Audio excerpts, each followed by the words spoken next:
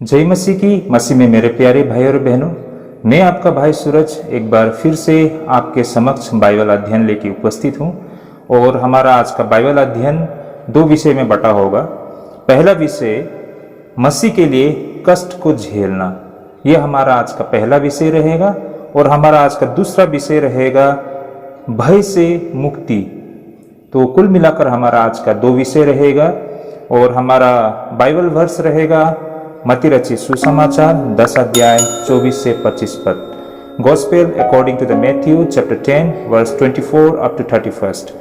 तो आइए हम शुरू करते हैं। और साथ ही हम आगे बढ़ने से पहले मैं दो बातें आप लोग से कहना चाहूँगा।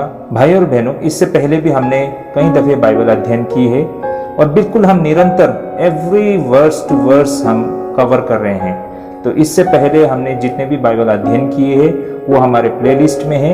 आप प्लेलिस्ट में जाके इससे पहले के जितने भी हमारे बाइबल अध्ययन है उसे आप देख सकेंगे। आप जितना उन वीडियोस को भी देखेंगे, आपको आगे की जितने भी बाइबल अध्ययन है वो भी आपको स्पष्ट होगा, क्लियर होगा। इसलिए मैं आप सभी से रिक्वेस्ट करता हूँ, इस वीडियो के पहले, इस वीडियो को देखने के बाद या फिर इस वीडियो के पहले जितने भी हमारे वीडियोस है उसे भी आप देखिए और सब्सक्राइब भी कीजिए, ताकि सही समय में ये सारे बाइबल अध्ययन के वीडियोस आप तक पहुंच पाए। और दूसरी बात, जब भी हम बाइबल अध्ययन करते हैं इसे हल्के से मत लीजिए। इस वीडियो को देखने से पहले आप मन ही मन में प्रार्थना जरूर कीजिए, ताकि पवित्र आत्मा हमें अगुवाई करे और इस वीडियो के माध्यम से हम जो इन वचनों से संबंधित तथ्य है और सत्य है उसके वास्तविक अर्थ को हम समझ पाए। तो चलिए हम शुरू करते हैं भाई और बहनों। तो जैसा मैंने पहले कहा, हमारा आज का बाइबल वर्स रहेगा मत्ती रचित सुसमाचार 10 अध्याय 24 और 25 पद। और उसके बाद हम 26 से लेकर 31 पद वो दूसरी भाग में रहेगा। तो आइए हम पहले वचन को पढ़ लेते हैं। मत्ती रचित सुसमाचार 10 अध्याय 24 और 25 पद। तो यहाँ पर वचन इस प्रकार लिखा है, चेला अपने गुरु से बड़ा नहीं और न दास अपने स्वामी से। चेले का गुरु के और दास का स्वामी के बराबर होना ही बहुत है। जब उन्होंने घर के स्वामी को शैतान कहा तो उसके घर वालों को क्यों न कहेंगे। आमीन। प्रभु को धन्यवाद हो इन वचनों के लिए। भाई और बहनों, अब हम इन वचनों को विस्तार से हम अध्ययन करेंगे। तो हमारा आज का ये पहला विषय रहेगा मसीह के लिए कष्ट को झेलना। तो भाई और बहनों, इन वचन में हम देख सकते हैं कि प्रभु यीशु मसीह अपने शिष्यों को अभियान में भेजने से पहले कुछ हिदायत और नसीहत दे रहे हैं। और इससे पहले भी बहुत सारी बातें प्रभु यीशु मसीह ने अपने शिष्यों को बताए थे, जैसे कि उन्हें कहा था कि सामरिया में न जाना, अन्य जातियों के बीच में न जाना। तो ऐसा प्रभु यीशु मसीह ने क्यों कहा, इससे संबंधित वो सारे विषय पर हमने बाइबल अध्ययन किया है, हमारे प्लेलिस्ट में मिल जाएगा भाई और बहनों। तो आज फिर से हम देख पा रहे हैं कि प्रभु यीशु मसीह अपने शिष्यों को कुछ हिदायत और नसीहत दे रहे हैं। तो इन सारे हिदायत में या फिर इन सारे नसीहत में कौन सी रहस्य जुड़ी है, इसके पीछे क्या तथ्य है, इन बातों को हम समझने के लिए कोशिश करेंगे। तो भाई और बहनों, अंत तक बने रहिएगा, तभी जाके हम इन बाइबल अध्ययन के माध्यम से हम वचन के गहराई को और सत्य को हम समझ पाएंगे। तो चलिए भाई और बहनों, हम विस्तार से इस पर अध्ययन करना शुरू करते हैं। जैसे कि हम देख सकते हैं कि प्रभु यीशु मसीह अपने शिष्यों को बोल रहे हैं कि चेला अपने गुरु से बड़ा नहीं और न दास अपने स्वामी से। और साथ ही प्रभु यीशु मसीह बोल रहे हैं कि चेले का गुरु के और दास के स्वामी की बराबर होना ही बहुत है। और साथ ही प्रभु यीशु मसीह ये भी बोल रहे हैं कि जब उन्होंने घर के स्वामी को शैतान कहा तो उसके घर वालों को क्यों ना कहेंगे। तो आप सभी को याद होगा, एक दफे फरीसियों ने प्रभु यीशु मसीह को शैतान कहा था, है ना। जैसे कि मैं इससे संबंधित एक वचन है जिसे मैं शेयर करना चाहता हूँ। मत्ती रचित सुसमाचार 12 अध्याय 24 पद में इन बातों को दर्ज किया है। जैसे कि यहाँ पर लिखा है, आइए हम इसे पढ़ते हैं। परंतु फरीसियों ने यह सुनकर कहा, यह तो दुष्ट आत्माओं के सरदार शैतान की सहायता के बिना दुष्ट आत्माओं को नहीं निकालता। तो भाई और बहनों, यहाँ पर फरीसी लोग जो बातें कह रहे हैं, इन बातों को यहाँ पर दर्ज किया गया है। तो फरीसी लोग प्रभु यीशु मसीह के विषय में क्या कह रहे हैं? देखिए, यहाँ पर उनको दुष्ट आत्माओं की सरदार शैतान कहा गया है। भाई और बहनों, ये काफी बड़ा इल्जाम है ना, और उसका जो परिणाम था अंत में जाके उन फरीसियों को, उन यहूदियों को भुगतना पड़ा था। तो भाई और बहनों, बहुत बड़ा इल्जाम प्रभु यीशु मसीह के ऊपर लगाया था। तो यही बात हम यहाँ पर भी देख पाते हैं कि प्रभु यीशु मसीह अपने शिष्यों को बोल रहे हैं कि जब उन्होंने घर के स्वामी को शैतान कहा तो उसके घर वालों को क्यों न कहेंगे। तो भाई और बहनों, इन बातों का अब हम विस्तार से अध्ययन करना शुरू करते हैं। देखिए, यहाँ पर प्रभु यीशु मसीह अपने शिष्यों को चेतावनी दे रहे हैं कि जो कुछ प्रभु यीशु मसीह के साथ उन लोगों ने जिस तरह का व्यवहार किया, ये चीज कुछ इसी तरह उन शिष्यों को भी आने वाला समय में उन सारी चीजों को सामना करना पड़ेगा। तो ये बातें विशेष तौर पर प्रभु यीशु मसीह अपने शिष्यों को बता रहे हैं ना। जो बातें यहाँ पर प्रभु यीशु मसीह अपने शिष्यों को बता रहे हैं, ये बातें आमतौर पर यहूदियों को भी इसकी समझ भली भांति थी, और इसी कारण इस तरह की बातों को प्रभु यीशु मसीह ने अपने शिष्यों को भी बताया है। किस तरह से आम यहूदियों को इस कहावत का अर्थ उन्हें पता था। भाई और बहनों, मैं इसे आप लोगों के सामने रखना चाहता हूँ। जैसे कि हम सबको पता है कि करीबन 70 ईस्वी के आसपास यरूशलेम शहर को पूरी तरह तबाह कर दिया गया था ना, पूरी तरह उसको तहस नहस कर दिया गया था। और इस तरह इसको तबाह कर दिया गया था कि ऐसा माना जाता है कि यरूशलेम पर हल खींचा गया था। अब यहाँ से आप एक आइडिया लगा सकते हैं, या फिर एक अनुमान या एक अंदाजा लगाया जा सकता है कि किस तरह से यरूशलेम शहर को तबाह कर दिया गया था होगा ना।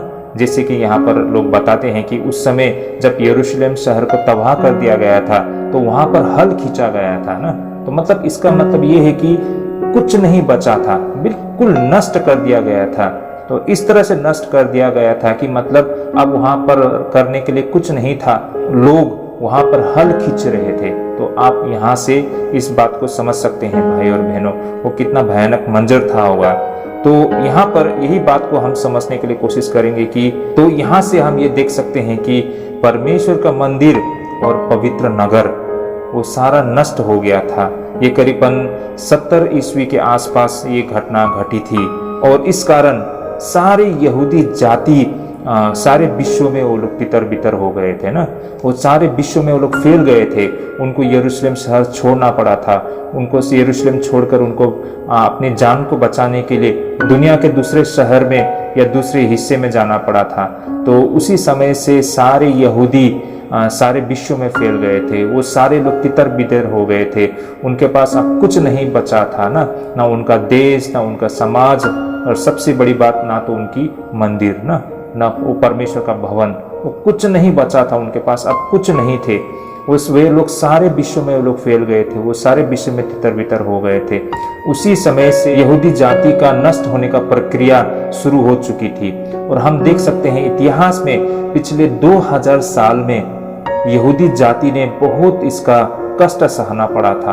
और ये उसी समय 70 ईस्वी के आसपास जब यरूशलेम शहर को तबाह कर दिया गया था, उसी समय से आज तक यहूदी जाति इस तकलीफ को झेल रहे हैं भाई और बहनों। जब से यरूशलेम शहर को नष्ट कर दिया था, उनका जीवन बदतर बन गया था। जहां कहीं भी वे लोग गए थे, उनके साथ बुरा ही हुआ था ना। और ये क्यों हुआ था, किस लिए हुआ था, हम सब जानते हैं। उन्होंने मसीह को, जो उनके बीच में प्रकट हुए थे, उनको उन्होंने नकार दिया था ना, उनको सूली पे चढ़ा दिया गया था। और इसका नतीजा क्या हुआ? इसका नतीजा ये निकला, यहूदियों को करीबन 2000 साल कष्ट भोगना पड़ा ना। वो बेदखल हो गए अपने देश से, है ना। वो सारे दुनिया में तितर बितर हो गए ना। वो 12 कुल आज उसका अस्तित्व ढूंढ के नहीं मिलता है ना भाई और बहनों। तो ये हालत हो गया था। तो ये इसलिए हुआ था, हम सब जानते हैं कि उन्होंने मसीह के साथ जिस तरह व्यवहार किया, पवित्र आत्मा को जिस तरह उन्होंने नकारा, उसका नतीजा यहूदियों को इस तरह से अदा करना पड़ा था ना, जो आज हम हमारे आंखों के सामने हम देख पा रहे हैं। तो भाई और बहनों, जब 70 ईस्वी के आसपास यरूशलेम शहर को तबाह कर दिया गया था, तो यहूदी लोग, उस समय के यहूदी लोग जो थे, तो इन बातों को लेकर वे लोग बहुत ही शोक में डूबे हुए थे ना। उनके साथ जो कुछ भी हुआ वो बहुत ही भयानक बातें थी ना। इस वजह से उनका सब कुछ नष्ट हो गया था, उनका सब कुछ खत्म हो गए थे ना। वे लोग शोक में डूबे हुए थे ना, वे लोग विलाप कर रहे थे, वे लोग शोक कर रहे थे। ये बहुत ही बुरा समय था। उसी दौरान एक यहूदी रब्बी ने ऐसा कहा था कि जब परमेश्वर का मंदिर ही नहीं बचा ना, जब परमेश्वर का मंदिर को ही ढहा दिया तो हमारा निजी जीवन का तो क्या मतलब रहेगा ना। तो जब 70 ईस्वी के आसपास यरूशलेम शहर को तबाह कर दिया गया था, जब यरूशलेम शहर को नष्ट कर दिया गया था, तो उस समय उस दौरान वहाँ के जो यहूदी परिवार लोग थे वे लोग बहुत ही दुख थे, वे लोग शोक में डूबे हुए थे ना। वे लोग विलाप कर रहे थे, उनका सब कुछ तबाह हो गया था ना, उनका सब कुछ नष्ट हो गया था। अब उनके पास कुछ नहीं था, ना उनका शहर था उनके पास, ना उनके जाति थे, और सबसे बड़ी बात उनके जो परमेश्वर का भवन था वो उनके पास अब नहीं था। वो सबसे महत्वपूर्ण विषय था यहूदी जाति के लिए। तो वे लोग बिल्कुल शोक और विलाप में थे अपने बुरा भाग्य को लेकर। उसी दौरान एक यहूदी धर्मगुरु, एक रब्बी उन्हें ऐसे बताते हैं कि जब परमेश्वर का मंदिर ही नष्ट कर दिया गया ना, जब परमेश्वर का भवन तक ही नहीं रहा, तो हम एक व्यक्तिगत रूप में हमें दुखी होने के लिए क्या आवश्यकता है ना। हम अपने भाग्य को लेकर क्यों हम दुख करें। सबसे बड़ी बात परमेश्वर का मंदिर वो भी नहीं बचा तो हमारा जो नुकसान हुआ वो तो उसका कोई मायने ही नहीं बनता है। तो भाई और बहनों, जो बातें यहाँ पर प्रभु यीशु मसीह कह रहे हैं उसके वास्तविक मायने को यहूदी लोग अच्छी तरह जानते थे, उनका इन बातों का अनुभव था। मैं इसलिए कह रहा था कि इसलिए जो बातें प्रभु यीशु मसीह अपने शिष्यों को बता रहे थे कि चेला अपने गुरु से बड़ा नहीं और न दास अपने स्वामी से, तो ये बातें, ये जो वाक्य है, इससे यहूदी लोग भली भांति अवगत थे। और इसका पीछे कहने का कारण यही है कि जब यहाँ पर रब्बी इन बातों को बोल रहे हैं कि जब 70 ईस्वी के आसपास उस मंदिर को तबाह कर दिया गया था, तो ये यहूदी धर्मगुरु यही बात उनको याद दिला रहे हैं कि जब हमारा मंदिर वो ही नहीं बचा तो हमारा व्यक्तिगत रूप से हमारा जो नुकसान हुआ है उसका कोई मायने नहीं बनता है भाई और बहनों। तो यही बात यहूदी धर्मगुरु उन यहूदियों को बता रहे हैं।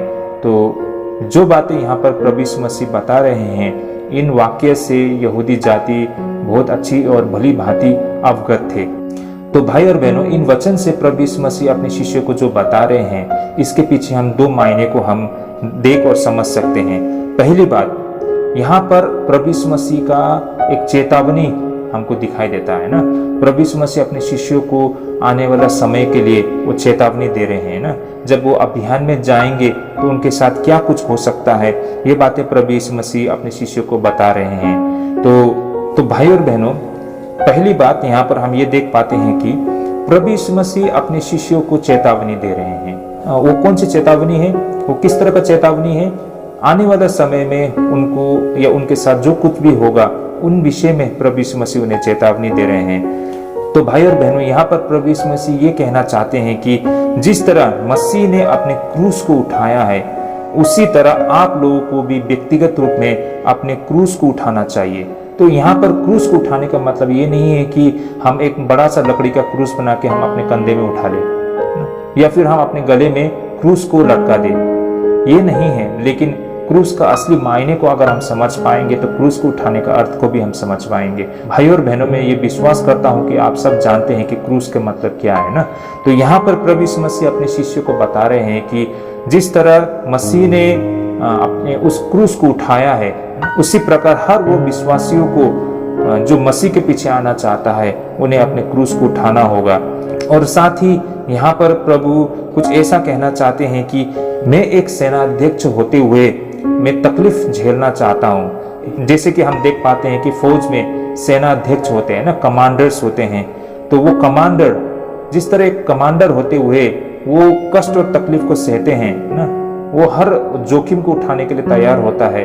तो उसके जो फौज है उसे भी हर वक्त अपने कमांडर की तरह तैयार रहना पड़ता है ना। और जिस राहों में होकर कमांडर गया है, जो उदाहरण कमांडर ने दिखाया है, उसी को उसके सोल्जर्स, उसके सिपाहियों को भी पालन करना होता है। तो कुछ इसी प्रकार प्रभु यीशु मसीह भी एक सेनाध्यक्ष है ना।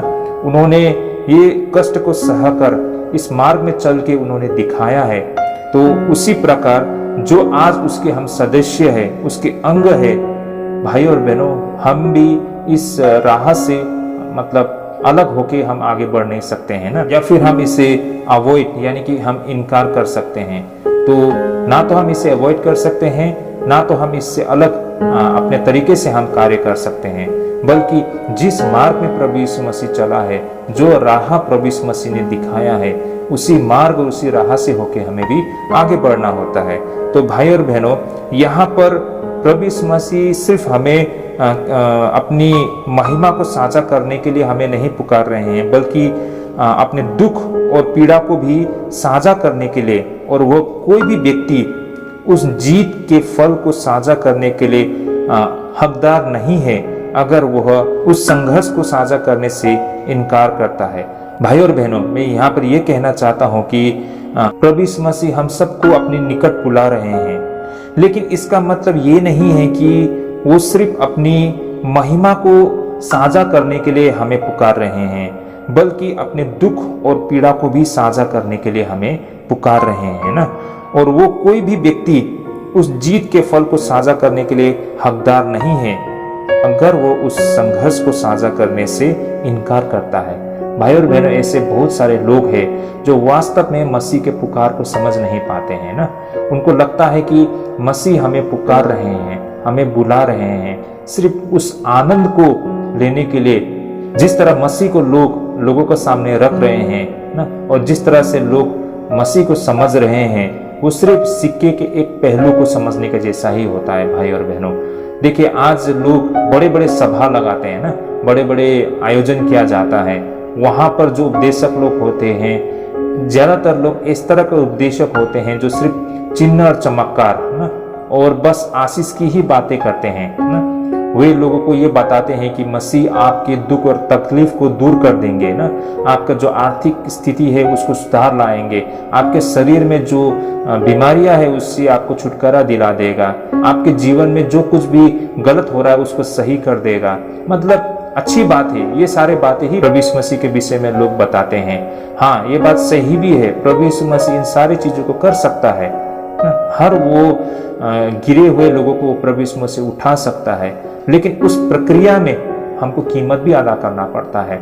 लेकिन लोग आज उस कीमत को अदा करने के विषय में नहीं बता रहे हैं। भाई और बहनों, तो मसीह आज वास्तव में हम सबको पुकार रहे हैं, उसके निकट आने के लिए हमें बुला रहे हैं, लेकिन वो केवल उसकी महिमा को साझा करने के लिए नहीं, बल्कि अपने दुख और पीड़ा को भी साझा करने के लिए।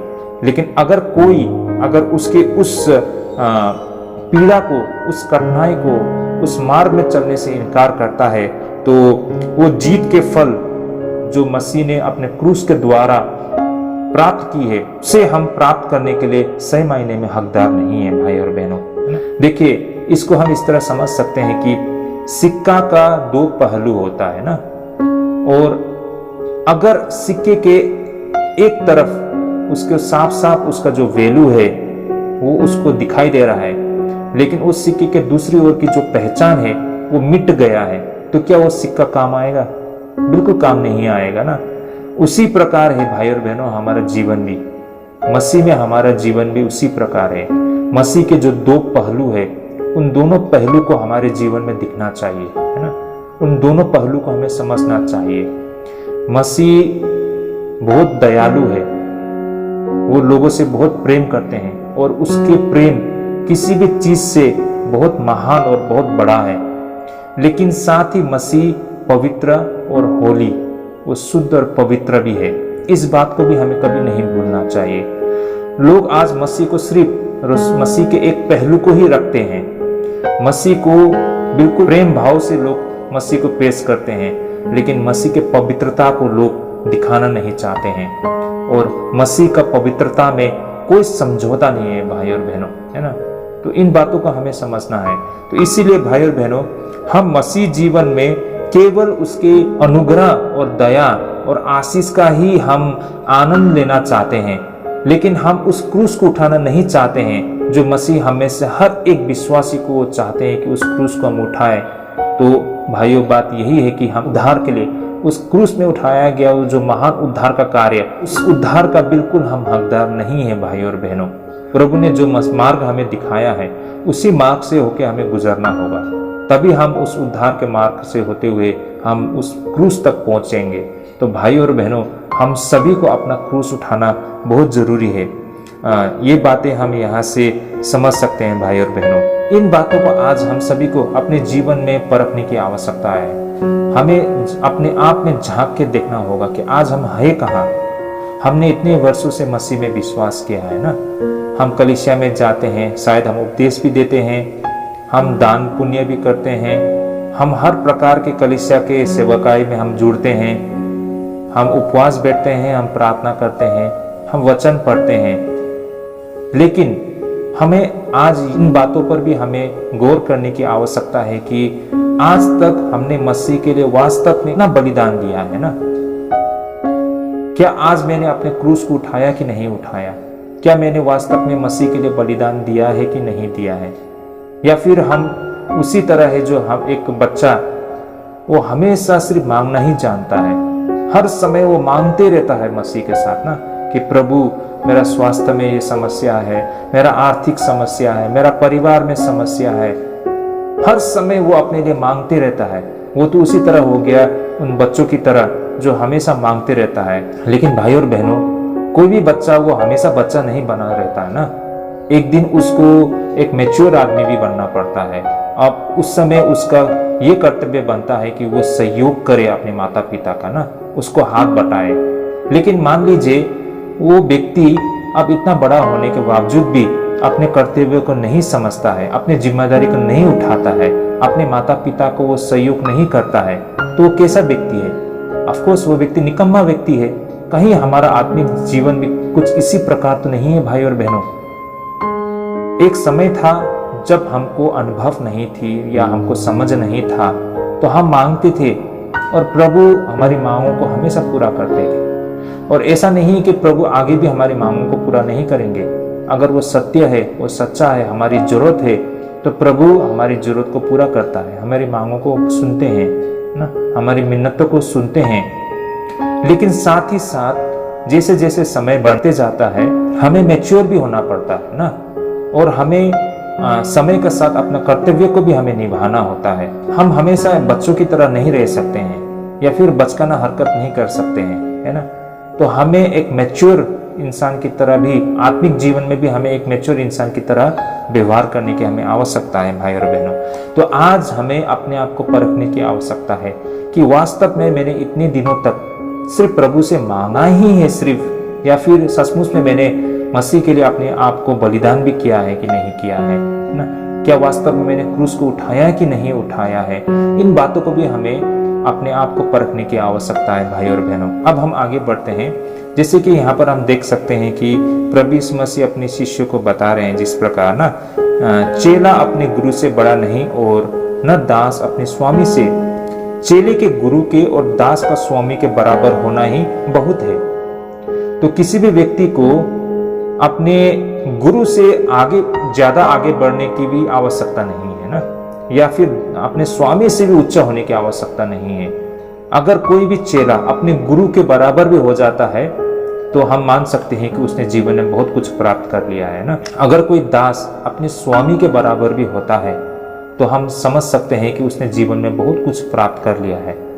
तो उसी प्रकार भाई और बहनों, आज मसीह ने जितना कष्ट हम मनुष्य के लिए उठाया है, अगर हम मसीह के थोड़े से करीब भी आते हैं, थोड़ा कुछ भी हम अगर कष्ट उठाते हैं, तो इससे प्रभु हमसे बहुत प्रसन्न होते हैं। भाई और बहनों, हमारे जीवन में इतना तक कष्ट नहीं आएगा जितना मसीह ने सहा है ना। जितना तक मसीह ने जिस कष्ट को सहा है, शायद उससे ज्यादा कष्ट तो हमको सहना नहीं पड़ेगा। कहने का मतलब ये है भाई और बहनों, तो मसीह ने जितना कष्ट सहा है, शायद उससे ज्यादा हमको कष्ट सहना ना पड़े। और दूसरी बात, जैसा मसीही को भी लोगों ने शैतान कहा है, तो आप और हम कौन हो सकते हैं? तो ये बात प्रभु यीशु मसीह अपने शिष्यों को एक चेतावनी दे रहे हैं कि इन बातों को समझो। जो कुछ लोगों ने मेरे साथ जिस तरह व्यवहार किया, ये चीज आपके साथ भी हो सकता है। ये चेतावनी प्रभु यीशु मसीह अपने शिष्यों को दे रहे हैं भाई और बहनों। और इन बातों में हम कुछ और बातें हम देख पाते हैं कि प्रभु यीशु मसीह इन बातों को कहकर लोगों को एक अवसर दे रहे हैं, अपने शिष्यों को ये अवसर दे रहे हैं कि वे मसीह के लिए दुख उठाए ना, मसीह के लिए वो मेहनत करे। तो मसीह के लिए कष्ट सहने का मतलब, मसीह के लिए दुख भोगने का मतलब मसीह के कार्य को साझा करना। भाई और बहनों, अगर कोई हर वो व्यक्ति अपने विश्वास के लिए बलिदान देता है तो इसका मतलब है कि वो मसीह की बलिदान का भागी है ना? या फिर मसीह के बलिदान का वो साझा कर रहे हैं। जब ईसाई धर्म के सत्य को अभ्यास करने में अगर हमारे जीवन में हमें कठिन लगे तो हम अपने आप से इस प्रकार कह सकते हैं कि न केवल भाइयों हम वहां जा रहे हैं जहां संतों ने कदम रखा है, बल्कि हम यह भी कह सकते हैं कि भाइयों हम वहां जा रहे हैं जहां मसीह ने अपने कदम रखे थे। भाई तो भाई और बहनों, इन बातों को आप लोग गौरपूर्वक सुनने के लिए कोशिश कीजिए और इसे समझने के लिए कोशिश कीजिए ना। ऐसा होता है हमारे जीवन में कि हमारा जीवन बहुत ही मुश्किल दौर से गुजरता है ना, बहुत ही कठिन समय आता है जब हमारा जीवन में सब कुछ ठीक होता है ना, जैसा हमको लगता है कि हम जो चाहते हैं वो सब कुछ पूरा हो रहा है, तो हम बहुत खुश रहते हैं उस समय, है ना। परमेश्वर की महिमा करते हैं, हम वचन भी पढ़ते हैं, हम प्रार्थना भी करते हैं, हम संगति में भी आते हैं, परमेश्वर की प्रशंसा करते हुए नाचते हैं, उछलते हैं और लोगों को भी बताते हैं। लेकिन जैसे ही हमारे जीवन में कुछ समस्या आता है, हो सकता है स्वास्थ्य की समस्या, आर्थिक समस्या, है ना, या पारिवारिक समस्या, या हमारे व्यवसाय में समस्या, किसी भी प्रकार का जब हमारे जीवन में समस्या आता है तो हम में से बहुत सारे लोग दुखी हो जाते हैं। इसके पीछे कारण क्या है? उसका जड़ कमजोर होने की वजह से भी है, या फिर उसको सत्य की समझ न होने की वजह से, क्योंकि अब तक वो परमेश्वर का अनुग्रह का ही आनंद ले रहे हैं और उस आनंद की वजह से वो परमेश्वर की महिमा कर रहे हैं। तो भाई और बहनों, वास्तव में वो व्यक्ति विश्वास में कितना स्थिर है, वास्तव में वो कितना मजबूत है, वो तब पता चलता है कि जब उसके जीवन में मुसीबत आता है, संकट आता है, जब उसके जीवन में परीक्षा आता है तो वो किस तरह व्यवहार करता है। वो निर्णय करता है कि वो परमेश्वर के प्रति वो कितना वफादार है ना, और कितना विश्वास योग्य है। उस समय, उस घड़ी ये पता चलता है कि वो व्यक्ति अय्यूब की तरह है या फिर वो व्यक्ति ऐसा व्यक्ति है जो जिसका जड़ बहुत कमजोर है। तो भाई और बहनों, हमारे जीवन में जब भी किसी भी प्रकार का कठिन समय आता है, हमारे जीवन में मुसीबत आता है, एक प्रकार से ये सही भी है कि हम अपने आप को परखें, हम अपने आप को जांचें कि जो हमारा विश्वास है क्या वो वास्तव में ऐसा विश्वास है जिस विश्वास को प्रभु चाहते हैं, जिस विश्वास को प्रभु बनाना चाहते हैं। क्या उस तरह का विश्वास है, या उस तरह का विश्वास है जो सिर्फ हमको हमारे आंखों के सामने जो दिखाई देता है उसी चीज पर हम विश्वास करते हैं। तो ये किस प्रकार का विश्वास है, ये विश्वास भी बहुत मायने रखता है भाई और बहनों। तो हमारे जीवन में इस तरह का उतार चढ़ाव होना भी बहुत जरूरी है। और दूसरी बात, जैसे कि मैं एक उदाहरण देना चाहता हूँ, अगर आप मसीह के निकट जाना चाहते हैं तो ये एक प्रकार से सीढ़ियों को चढ़ने की तरह है। जैसे कि आप लोग एक आइडिया लगाइए, एक अनुमान लगाइए, जब हम सीढ़ी में चढ़ते हैं तो क्या होता है, हमको हर कदम को आगे बढ़ाना पड़ता है और हमें अपने टांगों को, अपने पैर को जोर देना पड़ता है कि हम एक कदम आगे बढ़े ना। तो जब हम सीढ़ी से चढ़ के ऊपर जाते हैं तो हमको थोड़ा हैरान होता है, हमको थोड़ा तकलीफ होता है, हमको थोड़ा कष्ट होता है ना, हमको थोड़ा मेहनत करना पड़ता है, हमें अपने पाँवों में जोर देना पड़ता है। तो थोड़ा कष्ट किए बगैर हम ऊपर तक नहीं पहुंच पाते हैं। उसी प्रकार आत्मिक जीवन में भी परमेश्वर के निकट पहुंचने के लिए हमें कुछ तो कष्ट और तकलीफ को तो हमें झेलना ही होता है ना। इसका बगैर हम प्रभु के निकट जाने के योग्य नहीं होता है। तो भाई और बहनों, इसी प्रकार हमारे जीवन में भी बहुत समय में कष्ट और तकलीफ का समय आता है ना, वो किसी भी रूप में हो, वो हमारे जीवन में आते हैं, हमारे जीवन में ऊपर नीचे होता है। तो उस दौरान आप किस तरह व्यवहार करते हो इस पर बहुत निर्भर करता है। तो उस समय, उस घड़ी अगर हमें बहुत कठिन लगे कि हम अपने विश्वास में बने रहने के लिए, हम अपने आप से ये बात कह सकते हैं कि न केवल भाइयों हम वहां जा रहे हैं जहां संतों ने कदम रखा है। आमतौर पर हम विश्वासी जीवन में हमारी नजरिया कुछ इसी प्रकार होते हैं ना। हम देखते हैं उन संतों को, आज हम उन्हें परमेश्वर के निकट होते हुए हम देख पाते हैं, हमें लगता है कि हम भी वहीं जा रहे हैं ना, और सफ़र बिल्कुल सुहाना होगा ना, हम भी एक दिन उस संतों की तरह ही परमेश्वर के निकट जा पाएंगे। लेकिन भाई और बहनों, वहां तक पहुंचने के लिए जो प्रक्रिया है, वो प्रक्रिया मसीह के मार्ग से होकर होता है ना। ये इतना आसान नहीं है। जो वो संत लोग हैं आज जहां पर भी है वे लोग वहां तक यूं ही नहीं पहुंचे हैं। वहां तक पहुंचने के लिए मसीह के मार्ग को भी हमें पकड़ना होता है। तो जो कदम संतों ने रखा है, उसी प्रकार हमें जो कदम मसीह ने रखा है उसमें भी हमें रखना होगा। कहने का मतलब, जहां संतों ने कदम रखा था वो सिर्फ नहीं है जीवन, बल्कि इसके अलावा वो कदम को भी हमें याद रखना होगा जिस कदम को मसीह ने रखा था।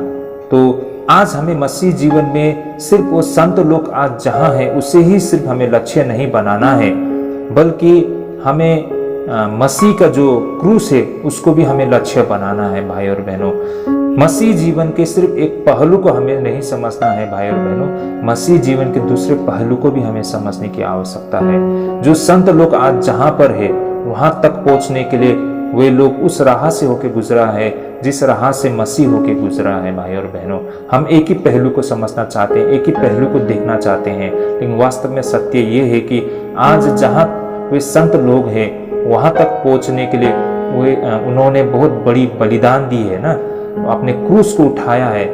तो बिना उस क्रूस को उठाए हुए, बिना बलिदान के हम मसीह के निकट जाने के योग्य नहीं हो सकते हैं। भाई और बहनों, तो यहाँ से हमको ये बात समझ में आता है कि जब हम अपने विश्वास के लिए कीमत देते हैं तो पहले से कहीं ज्यादा हम मसीह के करीब आते हैं। भाई और बहनों, तो जितना हम मसीह के लिए सेक्रीफाइस करते हैं, मसीह के लिए हम बलिदान करते हैं, उतना ही हम मसीह के करीब जाते हैं। मैंने जैसे उदाहरण दिया ना कि मतलब मसीह के करीब जाने का मतलब है सीढ़ियों को चढ़ना, और सीढ़ी को चढ़ने का मतलब है अपने शरीर को जोड़ देना ना। इस प्रक्रिया में हमको हमारे शरीर को जितना तनाव आता है, हमारे शरीर में थोड़ा बहुत कष्ट होता है ना, हमको थोड़ा जोर लगाना पड़ता है, तभी जाके हम सीढ़ी चढ़ पाते हैं, मसीह के निकट पहुंच पाएंगे।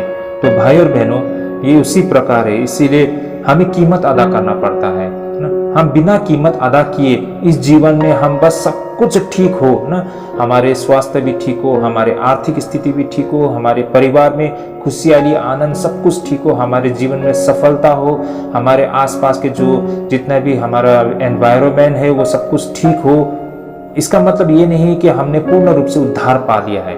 भाई और बहनों, ये तो बस हम प्रभु के अनुग्रह का आनंद ले रहा है, लेकिन वास्तव में जो प्रभु का लक्ष्य है उस लक्ष्य को हमने प्राप्त किया है कि नहीं किया है, वो सबसे बड़ी बात है। कहने का मतलब, प्रभु का आनंद और आशीष को तो आपने प्राप्त किया है, लेकिन क्या आपने उद्धार को प्राप्त किया है?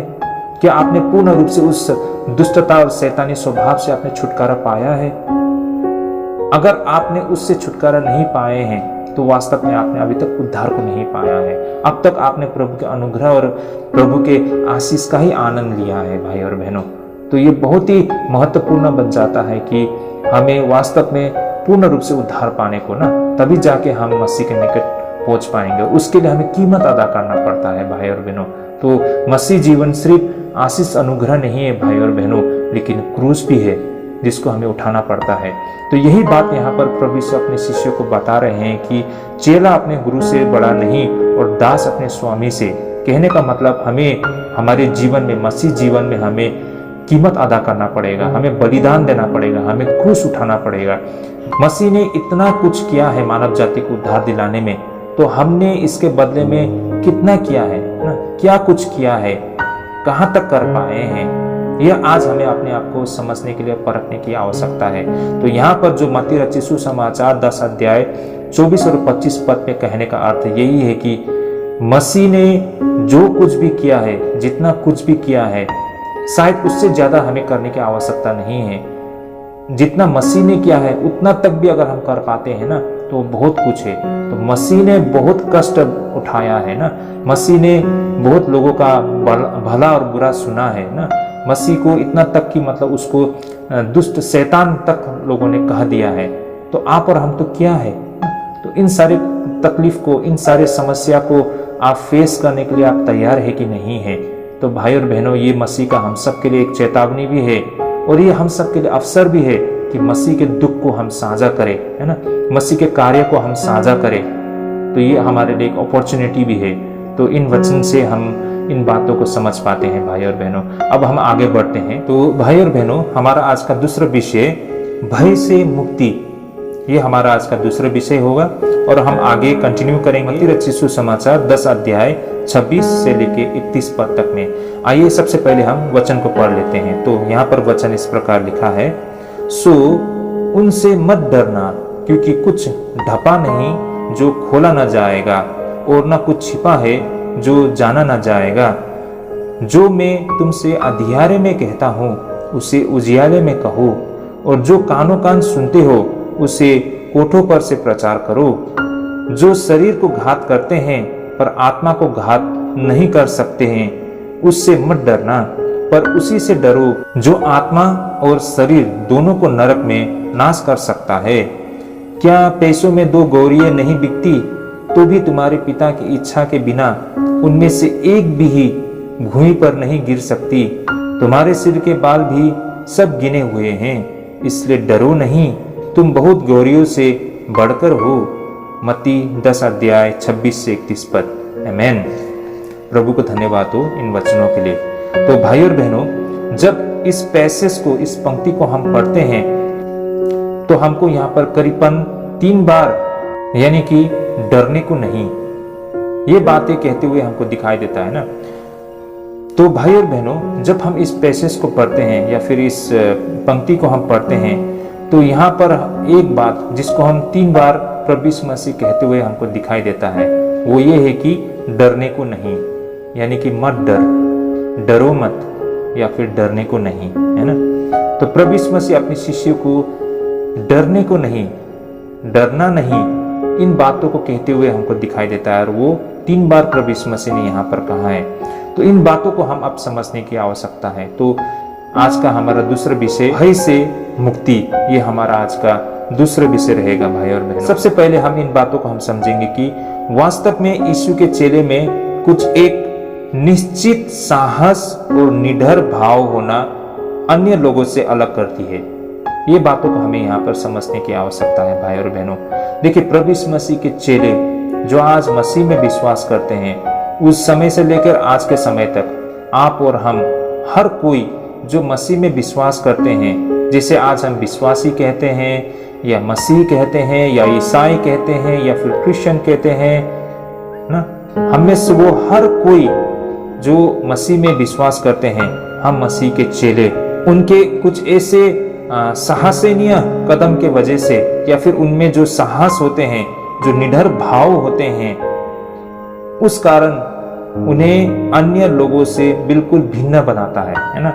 इसलिए मसीह लोग हम जहां पर भी देखते हैं, हमने इतिहास में देखा है, बिल्कुल वो निडर होते हुए ना, अपने जीवन को भी जोखिम में डालते हुए वे लोग पूरे खुलकर मसीह की प्रशंसा और स्वर्ग राज्य की प्रचार करते हुए हमको दिखाई देता है भाई और बहनों। तो आइए भाई और बहनों, अब हम इसे विस्तार से अध्ययन करते हैं और हम इसे एक ही बार में अध्ययन नहीं करेंगे, इसको हम वर्स बाय वर्स इसको हम समझने के लिए कोशिश करते हैं। तो सबसे पहले 26 और 27 पद को हम देख लेते हैं। तो जैसे कि यहाँ पर मत्ती 10 अध्याय 26 और 27 पद में जिस तरह यहाँ लिखा है, सो उनसे मत डरना, क्योंकि कुछ ढपा नहीं जो खोला न जाएगा, और न कुछ छिपा है जो जाना न जाएगा। जो मैं तुमसे अंधियारे में कहता हूँ उसे उजियाले में कहो, और जो कानों कान सुनते हो उसे कोठों पर से प्रचार करो। आमेन। तो भाई और बहनों, जैसा यहाँ पर कहा गया है कि सो उनसे मत डरना, क्योंकि कुछ ढपा नहीं जो खोला न जाएगा, और न कुछ छिपा है जो जाना न जाएगा। सो इसका मतलब यह है कि अगर हम इसे बिल्कुल समराइज करेंगे या इसका हम सारांश बताएंगे तो ये इस प्रकार होगा, अंततः सत्य ही का जीत होगी। कहने का मतलब जो बातें यहाँ पर प्रभु यीशु मसीह बता रहे हैं अपने शिष्यों को कि सो उनसे मत डरना, क्योंकि कुछ ढपा नहीं जो खोला न जाएगा, यानी कि सत्य को आप ढांप के नहीं रख सकते हो ना, उसे छिपा के नहीं रख सकते हो ना। कुछ छिपा है जो जाना न जाएगा। सत्य ऐसा चीज है जिसे छिपा के नहीं रख सकते हैं ना, वो सबके सामने प्रकट होगा। तो यही कारण है कि अगर इसको हम सीधे तरीके से हम समझेंगे तो इसको हम इस तरह ले सकते हैं कि अंततः सत्य ही का जीत होगी। देखिए भाई और बहनों, हम एक घटना को देख सकते हैं। जेम्स द सिक्स्थ, उसने एक बार एंड्रयू मेलविन को धमकाया कि उसे वो सूली पे चढ़ा देंगे, लेकिन मेलविन ने उसको उत्तर दिया कि तुम सत्य को सूली पे नहीं लटका पाओगे। तो भाई और बहनों, मेलविन का ये उत्तर था कि तुम सत्य को सूली पे नहीं लटका पाओगे। चाहे तुम मुझे सूली पे चढ़ा दो ना, मेरी मुंह बंद कर दो, लेकिन सत्य, उसे कोई भी छिपा नहीं सकता है ना।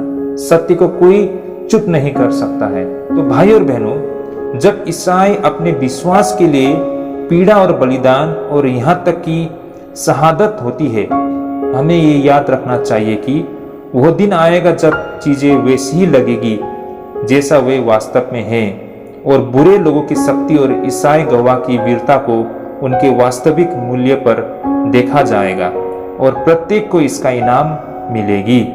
भाई और बहनों, ये बात बिल्कुल सत्य है।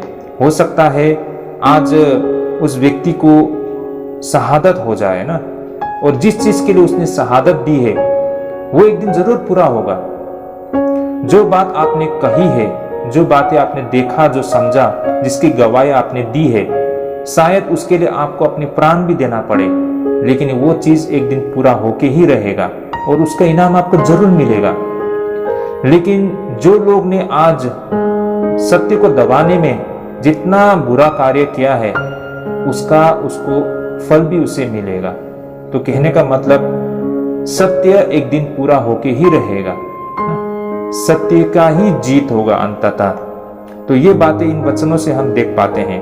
और दूसरी बात, जिस प्रकार इन वचनों से, यानी कि मत्ती 10 अध्याय आपको 26 और 27 पद में हम जैसे देखते हैं, इन वचनों को हम जब पढ़ते हैं तो हमें यहाँ पर ये बात समझ में आता है कि प्रभु यीशु मसीह ये कहना चाहते हैं कि डरो मत। जो बातें तुमने सुनी है, जो बातें मुझसे तुमने प्राप्त की है, उन सत्य को तुम्हें खुलकर पूरे दिलेरी से लोगों को बताना है। जो बातें प्रभु यीशु मसीह ने आपको व्यक्तिगत रूप से बताया है, उसे लोगों को आपको खुल के उन्हें बताना है।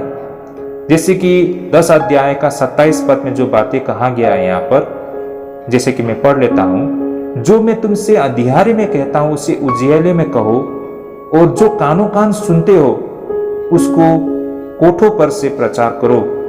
तो भाई और बहनों, ये जो 27 पद है, ये हर वो प्रचारक के लिए एक सिद्धांत बनता है भाई और बहनों ना।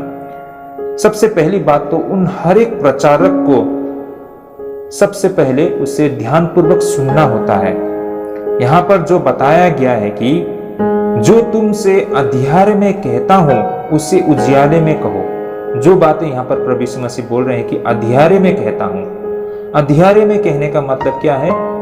चुपचाप से, बिल्कुल पर्सनली, यानी कि व्यक्तिगत रूप से। जब मसीह आपको बता रहा है तो लोगों को पता नहीं चलता है ना, ये आप और मसीह के बीच की बातें हैं।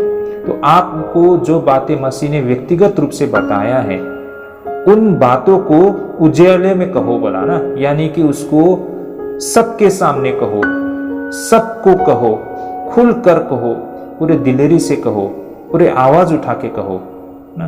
तो जो बातें प्रभु यीशु मसीह ने व्यक्तिगत रूप में कहा है उससे खुल के कहो, यानी कि जो बातें प्रभु यीशु मसीह ने अध्याय में कहा है उसे उजियाले में कहो। कहने का मतलब यही है भाई और बहनों। तो ये हर वो प्रचारक के लिए एक सिद्धांत बनता है ना, कि जो बातें उसने मसीह से व्यक्तिगत रूप में सुना है ना, उन बातों को उसे सार्वजनिक रूप से सबको बोलना होता है। भाई और बहनों, कोई भी व्यक्ति सत्य को तब तक प्रकट नहीं कर सकता है या फिर उसका घोषणा नहीं कर सकता है जब तक वो सत्य को नहीं सुनता है ना, जब तक वो सत्य को नहीं समझता है। देखिए, कोई भी व्यक्ति सत्य को बोल नहीं सकता है जिसके बारे में उसको समझ नहीं है। तो भाई और बहनों, किसी भी शिक्षक या किसी भी प्रचारक को सबसे पहले उसे सुनना और सीखना बहुत ही जरूरी है। बहुत समय में ऐसा होता है, मैं देख पाता हूँ कि हाल ही में विश्वास किए होते हैं वो प्रभु में, और थोड़ा बहुत उन्होंने बाइबल पढ़ा होता है और उसको बस ऊपरी परत की ही समझ होता है, लेकिन उन वचनों के वास्तविक अर्थ के विषय में उसको समझ नहीं है, उसको अनुभव नहीं है। ऐसे भाई बहन लोग हैं जो सिर्फ लोगों को सिखाना चाहते हैं। वो सोचते हैं कि उसे अब सीखने की आवश्यकता नहीं है। वो सोचते हैं कि उसको सब कुछ समझ में आ गया, उसने सब कुछ जान लिया, अब वो चाहता है कि वो दूसरों को सिखाए, दूसरों को बताए। भाई और बहनों, इस तरह से आप ज्यादा दूर नहीं बढ़ पाओगे। देखिए, किसी को भी सीखना और समझना उसके लिए थोड़ा समय लगता है। आपको ये आप पर निर्भर करता है कि आप कितना परिश्रम करते हो, है ना, कितना कीमत अदा करते हो, कितना मेहनत करते हो, ये आप पर निर्भर करता है। शायद हो सकता है किसी को 10 साल लग जाए, तो किसी को 5 साल में हो जाए ये बातें, किसी को 2 साल में हो जाए, लेकिन कम से कम आपको थोड़ा अनुभव होना ये बहुत जरूरी है। आपको समय देना, सीखना, समझना बहुत जरूरी है। ऐसा नहीं है कि आपने बाइबल पढ़ा, बहुत सारे लोग ये दावा करते हैं मैंने उत्पत्ति से लेके प्रकाशित वाक्य तक मैंने कम से कम 2 बार पढ़ ली है, मैंने 3 बार पढ़ ली है, अब मेरे को बहुत अनुभव हो गया, मैं सब कुछ जान लिया हूँ, अब मैं दूसरों को सिखा सकता हूँ, बता सकता हूँ। ये रवैया बिल्कुल गलत है।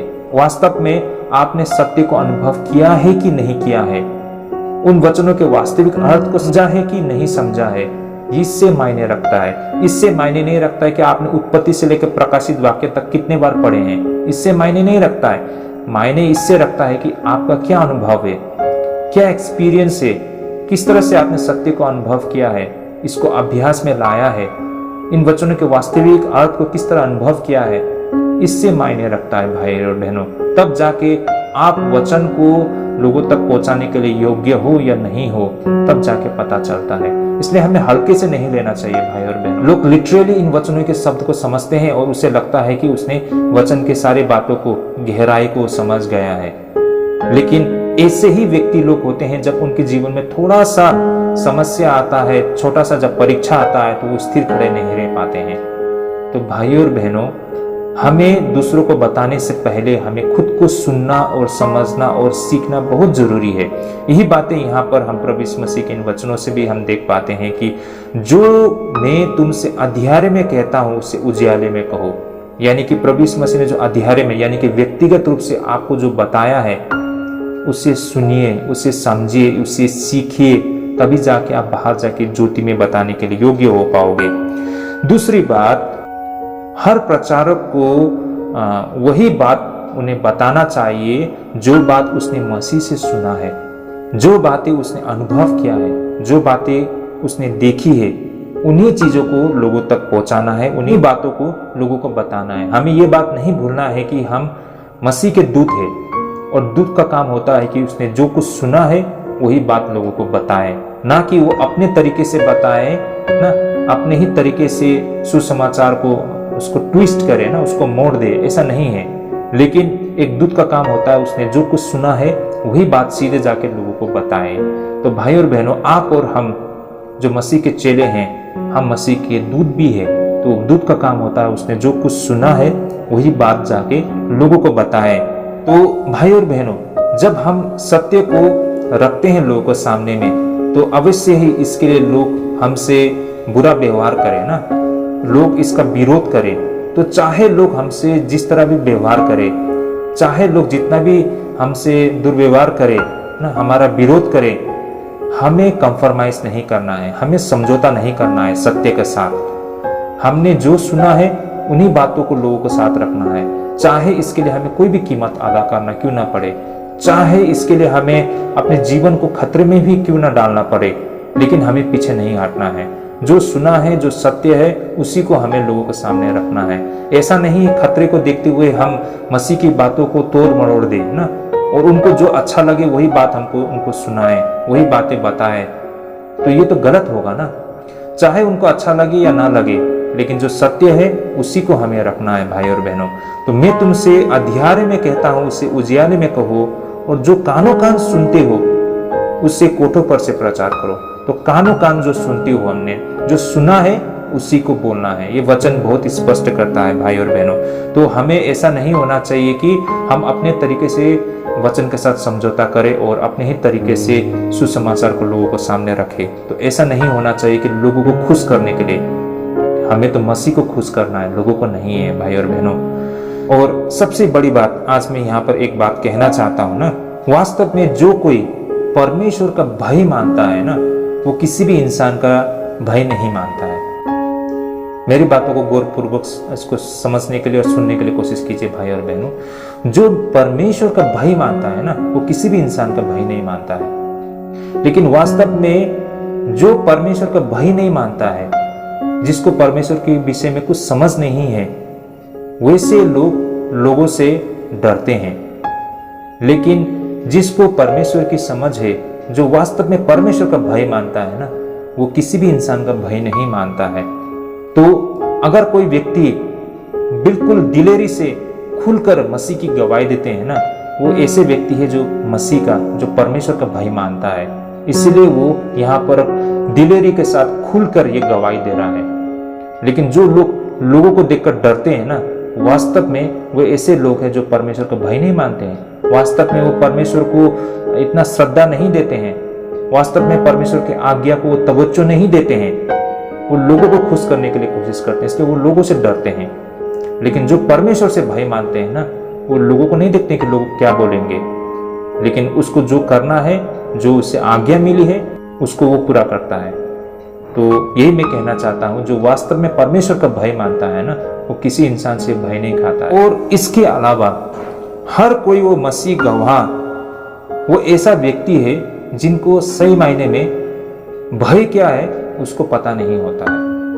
अब उसके अंदर से वो भय निकल चुका है। ऐसा होता है ना, एक कहावत है ना, रोते रोते उसके आंखों के आंसू सूख चुका है, ऐसा बोलते हैं ना लोग। मतलब जीवन में उसने इतना बुरा समय देखा है, इतना कठिन समय देखा है, उसने इतना तकलीफ सहा है, अब उसके आंखों के आंसू भी सूख चुका है, बोला ना। अब उसको दर्द का महसूस नहीं होता है। कुछ इसी प्रकार है, हम जो मसीह में जो गवाही देते हैं, उनमें अब वो डर चीज नहीं रह चुका है, वो डर खत्म हो चुका है। ये डर का कोई मायने नहीं बनता है ना, क्योंकि उसको पता है मसीह उसके पास है ना, मसीह उसका रखवाला है। और उसको ये पता है कि एक दिन न्याय होगा, और उस न्याय के समय में हर किसी को खड़ा होना आता है। और उसको ये पता है, आज जो वो गवाही दे रहा है, यही गवाही एक दिन उसके लिए बोलेगा, है ना। तो उसको ये बात अच्छी तरह से पता है। तो हर कोई, वो विश्वासी प्रचारक हो, वो या फिर वो हर कोई एक शिक्षक हो, वो ऐसे लोग हैं जो सुनते हैं और बिल्कुल श्रद्धा और भाव के साथ वो सुनते हैं, और तब जाके वो पूरे मतलब जोश के साथ या फिर पूरे बुद्धिमत्ता के साथ और पूरे मतलब हौसले के साथ वो बोलते हैं, वो गवाही देते हैं। क्योंकि उसको पता है, वो चाहे सुने या फिर चाहे वो बोले, वो परमेश्वर के छत्र छाया में वो करता है। कोई भी एक ईसाई प्रचारक या कोई भी एक शिक्षक, वो ऐसा व्यक्ति है जो वो सुनता है, और इस तरह सुनता है, वो पूरे श्रद्धा और भाव के साथ वो सुनता है ना। और वो व्यक्ति है जो बोलता है और पूरे दिलेरी के साथ बोलता है, क्योंकि उसको पता है, चाहे वो सुने चाहे वो बोले, वो परमेश्वर के छत्र छाया में करता है वो सब कुछ ना। वो जो कुछ भी बोल रहा है, वो परमेश्वर के अधीन में रहकर वो कर रहा है ना। तो परमेश्वर उसके साथ हमेशा बना रहता है। परमेश्वर के उपस्थिति में वो सुन रहा है, परमेश्वर की उपस्थिति में वो बोल रहा है। उसको इस बात की समझ है, इसलिए वो खुले तौर से, दिल से वो बोलता है, और वो बोलने से डरता नहीं है भाई और बहनों। डर किसे लगता है? जिसको ये एहसास हो, जिसको ये पता हो कि मसीह उसके साथ नहीं है ना। उसको ये पता नहीं हो कि मसीह उसके साथ है, या फिर उसको ये पता हो कि वो ऐसा काम कर रहा है जिस वजह से मसीह उसके साथ नहीं है। ऐसे लोगों को डर लगता है। लेकिन जो सच्चाई में चलता है ना, उसको ये पता होता है कि जो सच्चाई के साथ है, मसीह उसके साथ है। तो वो उसको डर नहीं लगता है। तो वो जो भी बोल रहा है, वो जो भी कर रहा है, परमेश्वर की उपस्थिति में कर रहा है, इस कारण उसको बिल्कुल डर नहीं लगता है। तो भाई और बहनों, जो हमारा विषय था, जैसे कि आज का ये दूसरा विषय ना, भय से मुक्ति, ये पहला भाग है। अब हम और आगे इस पर अध्ययन करेंगे। तो आगे हम बढ़ते हुए हम देखते हैं 28 पद को ना, मत्ती रचित सुसमाचार 10 अध्याय 28 पद। आइए पहले इस वचन को हम पढ़ ले फिर से एक बार। जैसा कि यहाँ पर लिखा है, जो शरीर को घात करते हैं पर आत्मा को घात नहीं कर सकते, उससे मत डरना, पर उसी से डरो जो आत्मा और शरीर दोनों को नरक में नाश कर सकता है। आमेन। तो भाई और बहनों, जैसे कि यहाँ पर इन वचनों में हम देखते हैं, तो अगर इसे हम बिल्कुल साफ तरीके से सीधे लफ्जों में इसे अगर हम समझना चाहते हैं, तो ये इस प्रकार है कि मान लीजिए कोई व्यक्ति परमेश्वर की आज्ञा का वो उल्लंघन करता है और वो अब सजा का भागीदार होता है, और उसे जो अब सजा दिया जाएगा, वो सजा संसार के किसी भी व्यक्ति के द्वारा दिया गया सजा से कहीं बढ़ के होगा। तो कहने का मतलब, संसार में लोग जो किसी को चोट पहुंचाते हैं, संसार में किसी को घात करते हैं, उससे किसी का जान ही लिया जा सकता है ना, लेकिन उसके आत्मा उसको वो छू नहीं सकता है। लेकिन परमेश्वर वो सिर्फ शरीर को नहीं बल्कि आत्मा को भी नष्ट कर सकता है। तो हम ऐसा कार्य न करें जिस वजह से हमारे आत्मा तक भी नष्ट हो जाए ना। तो यहाँ से हम क्या बात समझ सकते हैं कि देखिए, ये बात बिल्कुल सही है। एक इंसान किसी दूसरे इंसान को उसके शारीरिक रूप में उसे मार सकता है ना, उसे नष्ट कर सकता है, लेकिन परमेश्वर लोगों को सिर्फ शारीरिक रूप से नहीं बल्कि आत्मिक रूप से भी उसे खत्म कर सकता है, नष्ट कर सकता है। तो भाई और बहनों, यहाँ पर कहने का मतलब है कि जो हमारा आत्मा और जो प्राण है, ये बेहद मायने रखता है ना कि हमारी देह। क्योंकि देखिए, हम ऐसे देह में हैं और ये देह, हर इंसान को एक दिन इस देह को त्यागना होता है ना। इंसान मरते हैं और उसके शरीर को, उसके देह को मट्टी के नीचे दफना देते हैं, तो वो देह मट्टी बन जाते हैं ना। लेकिन आत्मा का क्या होगा? वो आत्मा तो हमेशा बना रहता है ना। तो भाई और बहनों, हमारी आत्मा जो है वो बहुत मायने रखता है। और दूसरी बात, ये जो पैसेज विशेष करके 28 पद, ये जो बातें यहाँ पर बता रहे हैं, ये पैसेज हमको पवित्र भय के विषय में भी बता रहे हैं, जिसको हम लोग होली फियर बोल सकते हैं ना। यहाँ पर जिस प्रकार इस प्रभु यीशु मसीह ये बातें बता रहे हैं कि जो शरीर को घात करते हैं पर आत्मा को घात नहीं कर सकते हैं, उनसे मत डर, पर उसी से डरो। किस चीज से डरो? उसी से डरो जो आत्मा और शरीर दोनों को नरक में नाश कर सकता है। तो उसी से डरो। ये किस प्रकार का डर है? ये डर जिसे हम होली फियर कहते हैं, यानी कि पवित्र भय। किस प्रकार का भय है भाई और बहनों? ये इस प्रकार का भय है जो उस अति शुद्ध और पवित्रता पर दाग लगाता हो। ये ऐसा भय है जो स्वर्गीय आज्ञा का उल्लंघन करता हो, ना कि उसके लिए भय करे प्रभु हमें हानि या फिर हमें चोट पहुंचाएंगे ना।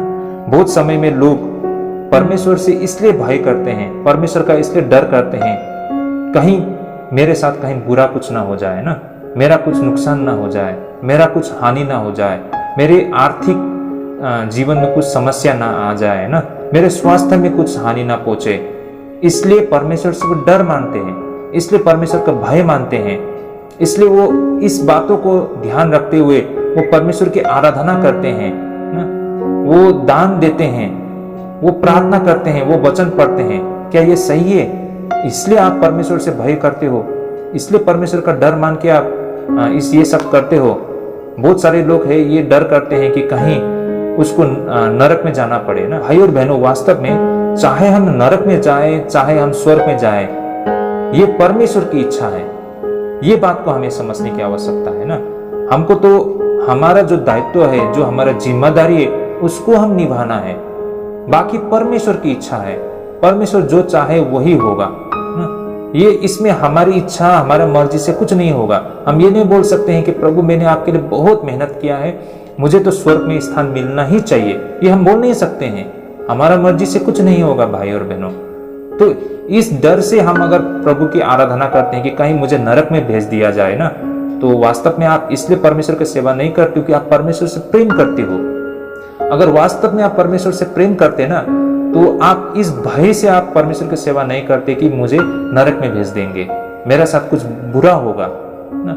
इस तरह से आप परमेश्वर की सेवा नहीं करते। अगर वास्तव में आप परमेश्वर से प्रेम करते हो भाई और बहनों, तो यहाँ पर मेरा कहने का मतलब ये है कि जो यहाँ पर पवित्र भय कहा गया है ना, ये कैसा भय है, किस प्रकार का ये भय है, ये फियर है, ये इस प्रकार का भय है कि कहीं हम परमेश्वर का स्वर्गीय आज्ञा का उल्लंघन ना कर बैठे, इसका भय हमें होना चाहिए। ना कि इस चीज का भय होना चाहिए कि कहीं प्रभु मुझसे ऐसा बुरा ना करे ना, कहीं मेरा नुकसान ना कर दे, कहीं मेरे को नरक में ना भेज दे। इसका भय से हम परमेश्वर का मतलब डर नहीं करना चाहिए, है ना भाई और बहनों। तो हमें भय रखना चाहिए, लेकिन पवित्र भय। तो यहाँ पर जो बात प्रभु यीशु मसीह बता रहे हैं ना, जो शरीर का घात करते हैं पर आत्मा को घात नहीं कर सकते, उससे मत डरना, पर उसी से डरो जो आत्मा और शरीर दोनों को नरक में नाश कर सकता है ना। तो कब हमारा आत्मा और शरीर नष्ट होता है? जब हम स्वर्गीय आज्ञा का उल्लंघन करते हैं, है ना? जब हम उस पवित्रता पर दाग लगाते हैं, तभी तो ये होता है ना। उस चीज का हमें डर करना है भाई और बहनों। देखिए भाई और बहनों, इन बातों को हम कुछ इस तरह भी हम समझ सकते हैं। ये दुनिया के जो जज होते हैं ना, मान लीजिए सुप्रीम कोर्ट का जज, देखिए सुप्रीम कोर्ट के जज वो बहुत पावरफुल होते हैं, इतना शक्तिशाली होते हैं कि किसी को मृत्यु दंड भी दे सकते हैं ना, किसी का जीवन का प्राण भी ले सकते हैं, किसी का जान भी ले सकते हैं ना, किसी को सूली पे भी लटका सकते हैं। तो चाहे वो कितना भी शक्तिशाली व्यक्ति हो, सुप्रीम कोर्ट का जज हो, किसी भी देश का राजा हो, प्रधानमंत्री हो, राष्ट्रपति हो, ये तो इंसान और एक दिन उसको मट्टी के नीचे ही जाना पड़ेगा। यानी कि मेरा कहने का मतलब सबको मरना ही पड़ेगा। तो हो सकता है शायद वो आपका न्याय करने के लिए बैठा हो, लेकिन वो आपका न्याय करने वाला व्यक्ति भी एक दिन वो मट्टी के नीचे ही जाएगा ना। और शायद उसको आप पर न्याय करने के लिए उसको मौका न मिले। शायद कोई व्यक्ति आपसे बेहद क्रोध है ना, वो गुस्सा है, लेकिन उसका गुस्सा हमेशा के लिए नहीं हो रह सकता है ना। इसी प्रकार कोई व्यक्ति आपको जेल में कैद कर दे, लेकिन वो कैद आपके लिए हमेशा के लिए ना हो सके ना। देखिए, आप पर कोई भी इल्जाम लगाए और आपको वो दंड देना चाहे, अपने शब्दों से, अपने बातों से आप उसे मना भी सकते हैं, या फिर आप उसको रुपया पैसा घूस दे के भी आप उसको मनवा सकते हैं ना। लेकिन जो राजाओं का राजा यानी कि परमेश्वर के निकट इनमें से कुछ भी नहीं हो सकता है। देखिए, परमेश्वर हमेशा के लिए है, वो सदा के लिए है। इस दुनिया का न्यायाधीश, इस दुनिया के राजा, प्रधानमंत्री, राष्ट्रपति, कोई भी जितना भी शक्तिशाली व्यक्ति हो, वो हमेशा के लिए नहीं है। लेकिन परमेश्वर हमेशा के लिए, सदा के लिए है, और युगानुयुग के लिए है भाई और बहनों। और साथ ही देखिए, दुनिया के कोई भी व्यक्ति आपसे कितना भी क्रोध करे, लेकिन उसका क्रोध हमेशा के लिए नहीं है। लेकिन परमेश्वर एक बार आपसे क्रोध करे तो याद रखिए वो हमेशा के लिए है ना। आपको याद होगा कि किस तरह सदोम और गमोरा को क्या किया था परमेश्वर ना, पूरा नष्ट कर दिया था। तो उसी प्रकार दुनिया का कोई भी ऐसा जेल नहीं है शायद आपको जीवन भर आपको कैद करके रखे, है ना। शायद आप उस जेल से आप छूट भी जाए, लेकिन परमेश्वर किसी को कैद कर लेते हैं तो परमेश्वर के कैद से कोई निकल नहीं पाएगा भाई और बहनों। और साथ ही अगर दुनिया के व्यक्ति कोई आपको मृत्यु दंड देना चाहते हैं तो शायद उस मृत्यु से आप बच निकले, लेकिन परमेश्वर आपको मृत्यु दंड देते हैं ना, उससे निकलना असंभव है भाई और बहनों, है ना। तो ये बात को हमें यहाँ पर समझने की आवश्यकता है। इसलिए परमेश्वर को ना तो हम अपने शब्दों से उसको खुश करके या फिर उसको मतलब घूस दे के ना, ब्राइब दे के हम उसको परमेश्वर को हम फुसला सकते हैं, नहीं सकते हैं। तो यहाँ पर हमें से कुछ लोग ऐसा कहना चाहेंगे कि क्या हमारा परमेश्वर इतना कठोर है क्या हमारा परमेश्वर इतना कठोर है कि हमारे शरीर के साथ हमारी आत्मा को भी नष्ट कर देंगे? मत भूलिए भाई और बहनों, परमेश्वर ने सदोम और गमोरा में क्या किया था ना। वहां पर छोटे छोटे दूध पीते बच्चे लोग थे, गर्भवती महिला थे, बूढ़े बुजुर्ग लोग थे, जब परमेश्वर को नष्ट करना पड़ा ना, तो सबको नष्ट कर दिया। क्योंकि क्यों ऐसा किया था? उन लोगों ने स्वर्गीय आज्ञा का उल्लंघन किया था, उन लोगों ने बहुत बड़ा पाप किया था, और पाप से परमेश्वर बेहद नफरत करते हैं। इस कारण प्रभु ने किसी को नहीं छोड़ा, सबको नष्ट कर दिया। भाई और बहनों, इन बातों को हमें समझने की आवश्यकता है, और हम ईसाई लोगों के लिए तो ये बहुत ही और भी महत्वपूर्ण बनता है भाई और बहनों, क्योंकि इस बात का डर नहीं है कि परमेश्वर हमें दंड देंगे, बल्कि हम परमेश्वर के प्रेम को दुखी कर सकते हैं, और इस बात का भय हम सब में होना बहुत जरूरी है ना। भाई और बहनों, मैं इन बातों को फिर से दोहराता हूँ। वास्तव में हम ईसाइयों को, हम विश्वासियों को, हम मसीह लोगों को, हम परमेश्वर के पीछे चलने वाले लोगों को इस बात की मतलब भय नहीं होना चाहिए, या फिर हम इसलिए नहीं डरते हैं कि परमेश्वर हमें सजा देंगे ना, परमेश्वर हमें नरक में भेज देंगे, परमेश्वर हमें दंड दे देंगे, बल्कि हम इसलिए डरते हैं कि कहीं हम परमेश्वर के प्रेम को दुखी न कर बैठे। देखिए भाई और बहनों, ये स्वाभाविक भी है ना। मान लीजिए कोई आपसे बेहद प्रेम करते हैं और हमेशा से उसने आपकी देखभाल की है, आपकी जरूरत को पूरा किया है, लेकिन आज तक आपने उसके बदले में उसके लिए कुछ नहीं कर पाए हैं, है ना। तो आपका उन पर हमेशा कर्ज बना रहता है, और ऐसा कर्ज है जिसको आप कभी भी पूरा नहीं कर सकते हो, है ना। तो वैसे भी आपके पास उनको देने के लिए कुछ नहीं है ना, और ऊपर से तब भी वो व्यक्ति आपसे इतना प्रेम करता है, तो ऐसे व्यक्ति को आप दुखी करना नहीं चाहोगे ना, बेशक आप नहीं चाहोगे। कुछ इसी प्रकार है, परमेश्वर ने हमसे हमारे प्रयास के बिना ही, या हम मनुष्य के द्वारा कुछ किए बगैर ही, परमेश्वर ने हमारे लिए कितना कुछ किया है जिसका कोई कीमत नहीं है ना, जो हम सोच भी नहीं सकते हैं। परमेश्वर ने हमारे लिए इतना कष्ट और दुख भोगा है ना, उसका हम कभी भरपाई नहीं कर सकते हैं। तो ऐसे परमेश्वर को, ऐसे महान और पवित्र प्रेम को हम किस तरह से उसे मतलब तोड़ सकते हैं ना, किस तरह से हम परमेश्वर को दुखी कर सकते हैं। परमेश्वर ने हमारे लिए कितना कुछ किया, हमसे इतना प्रेम किया, हम कैसे परमेश्वर के खिलाफ में जाके उसे हम दुख कर सकते हैं।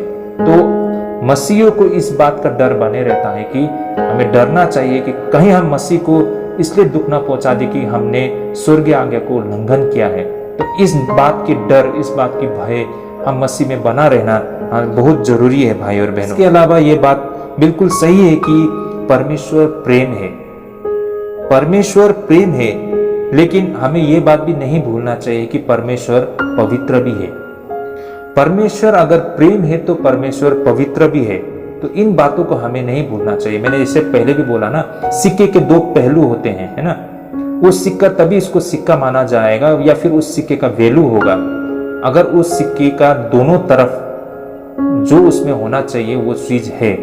मान लीजिए सिक्के का एक तरफ आपको साफ साफ दिखाई दे रहा है और दूसरी तरफ वो टोटल मिट चुका है, क्या वो सिक्का आप उसे लोगे? क्या उस सिक्के को हम इस्तेमाल कर पाएंगे? क्या उस सिक्का का वैल्यू रहेगा? बिल्कुल नहीं।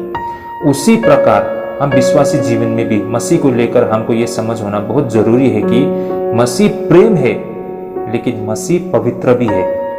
आप सिर्फ मसीह प्रेम है बोल के एक साइड देखोगे और मसीह की पवित्रता को भूल जाओगे और आप जीवन में समझौता कर बैठोगे, अपने मर्जी से जीवन जीना शुरू कर दोगे, तो उस प्रेम का कोई मायने नहीं रहता है ना।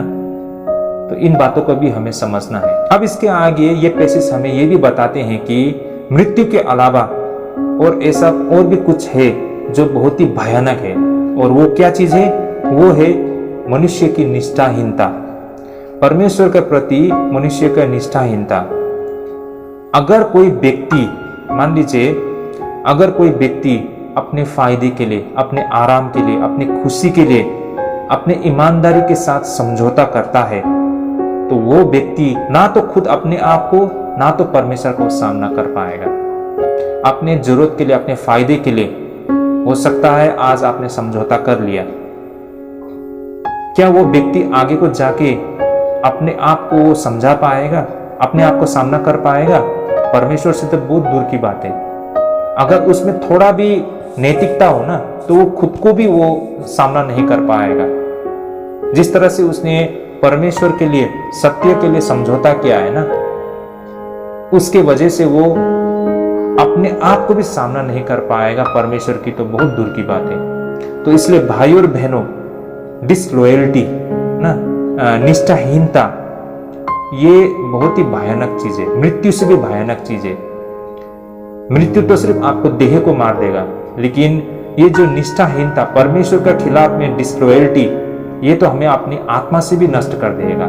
इसलिए ऐसा कुछ नहीं करना है जो हमारे शरीर को तो घात कर देता है, उससे हमें नहीं डरना चाहिए। शरीर से तो एक दिन न एक दिन हम सबको मरना ही है, इस देह को तो हमें त्यागना ही है।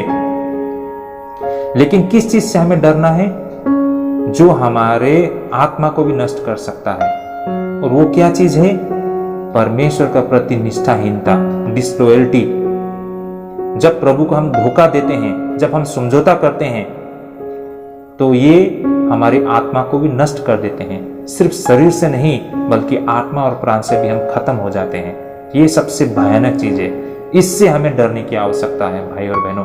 कहीं हम परमेश्वर की पवित्रता के ऊपर दाग ना लगा बैठे, कहीं हम स्वर्गीय आज्ञा को उल्लंघन न कर बैठे, इस बात की हमें डर होने की आवश्यकता है भाई और बहनों। इसलिए हमें नहीं डरना चाहिए कि परमेश्वर हमें नरक में डाल देंगे। इसलिए हमें नहीं डरना चाहिए कि कहीं हमको नुकसान ना उठाना पड़े ना, हमारा स्वास्थ्य के ऊपर हानि ना पहुंचे, कहीं हमारे परिवार के ऊपर हानि ना पहुंचे, इसका हमें नहीं डरना चाहिए। लेकिन इस बात की डर होना चाहिए कि कहीं हम पवित्रता के ऊपर दाग ना लगा बैठे ना, या फिर हम कहीं स्वर्गीय आज्ञा का उल्लंघन कर बैठे। इन बातों के लिए हमें डर होना चाहिए ना। और यही चीजें हमारे शरीर के साथ हमारी आत्मा को भी खत्म कर सकते हैं, नष्ट कर सकते हैं। तो चलिए भाई और बहनों, अब हम आगे बढ़ते हैं। और आज का हमारा आखिरी पद है वर्ष 31, 31 पद। और ये तीसरी आज्ञा है प्रभु यीशु मसीह का अपने शिष्यों के लिए ना। जैसा यहाँ पर प्रभु यीशु मसीह बोल रहे हैं कि नॉट टू बी फियर ना, डरना मना है ना, डरो मत। प्रभु यीशु मसीह यहाँ अपने शिष्य को बोल रहे हैं। तो मत्ती रचित सुसमाचार 10 अध्याय 31 पद। चलिए भाई और बहनों, इसे हम पढ़ लेते हैं। जैसे कि यहाँ पर वचन लिखा है, इसलिए डरो नहीं, तुम बहुत गोरियों से बढ़कर हो। यहाँ पर गोरियों कहा गया है ना, यानी कि स्पैरो, जैसे कि घर घर में हमको दिखाई देता है ना ये स्पैरो। तो यहाँ पर प्रभु यीशु मसीह बोल रहे हैं कि मत डरो, क्योंकि तुम्हारा जीवन का कीमत जो है वो गोरी, वो चिड़ियों से तो कहीं ज्यादा है ना। तुम्हारा जीवन बहुत मूल्यवान है। जब परमेश्वर एक चिड़िया को देखभाल कर सकता है, तो तुम तो एक इंसान हो, तुम तो एक मनुष्य हो। तुम्हारे लिए परमेश्वर ने क्रूस में इतना बड़ा बलिदान दिया है, तो तुम्हें तो मोल लिया गया है ना। तो तुम्हारे लिए तो हमेशा परमेश्वर जरूर ख्याल रखेंगे, है ना। तो भय से मुक्ति और परमेश्वर का देखभाल, ये हमारा विषय रहेगा, ये अंतिम विषय जिस पर अब हम आगे चर्चा करेंगे। परमेश्वर का एक निश्चित देखभाल पर ये वचन आधारित है। तो जिस प्रकार परमेश्वर एक गोरियों को ना, एक चिड़िया को देखभाल कर सकता है ना, उस चिड़िया को देखो कुछ पता नहीं होता, लेकिन परमेश्वर उसको खाने के लिए, रहने के लिए हर चीज उसको अरेंज कर देता है। तो हम और आप तो एक मनुष्य है ना, अवश्य ही परमेश्वर इंसान को तो प्रेफरेंस देंगे ना, उनकी जरूरत को तो परमेश्वर जरूर पूरा करेंगे। अगर हम इतिहास में देखेंगे तो बिल्कुल सृष्टि के शुरुआत से लेकर आज के दिन तक भी परमेश्वर मनुष्य के हर एक जरूरत को पूरा करते हुए आया है। सिर्फ इतना ही नहीं, हम अपने खुद के निजी जीवन में भी अगर हम झांक के देखें तो परमेश्वर ने आज तक हमारे हर जरूरत को पूरा करते हुए आए हैं। शायद प्रभु ने जो कुछ भी हमारे जीवन में किया है उसकी हमें समझ ना हो, इस वजह से शायद हम इसकी वैल्यू को, इसकी महत्वपूर्णता को हम समझ नहीं पा रहे हैं भाई और बहनों। चलिए आज इन बातों को भी हम समझने के लिए कोशिश करते हैं। तो फिर से एक बार, जो बातें प्रभु यीशु मसीह यहाँ पर कह रहे हैं, इन बातों को आम यहूदी लोग भली भांति समझते हैं ना। जो बातें प्रभु यीशु मसीह अपने शिष्यों को बता रहे हैं, इन बातों को यहूदी लोग भी अच्छी तरह समझते थे, हर यहूदी। तो ऐसा माना जाता है कि कोई भी राष्ट्र की ऐसी सोच नहीं है जैसे कि यहूदियों की अपनी सृष्टि के देखभाल को लेकर। तो यहूदी लोगों को बहुत अच्छी तरह से ये समझ थी कि परमेश्वर ने किस तरह सारी चीजों का सृष्टि किया है, मानव जाति को सृष्टि किया है, मानव जाति को किस तरह देखभाल किया है, आज तक संभाला है। इन सारे बातों को यहूदियों को बहुत अच्छी समझ थी, हर वो यहूदियों की इस बात की समझ थी। देखिए इन बातों को हम किस तरह समझ सकते हैं, आइए हम भजन संहिता में देखते हैं। अगर हम भजन संहिता में देखते हैं तो इन बातों को बहुत खूबसूरत तरीके से यहाँ पर दर्शाया है।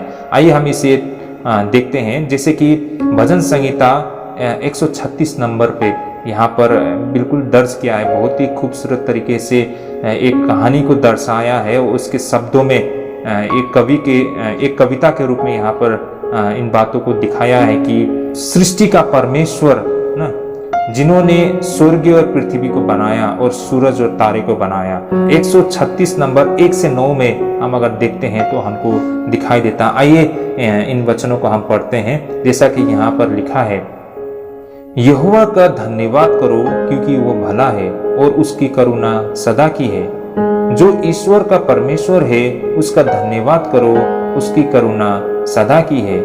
जो प्रभुओं का प्रभु है उसका धन्यवाद करो, उसकी करुणा सदा की है।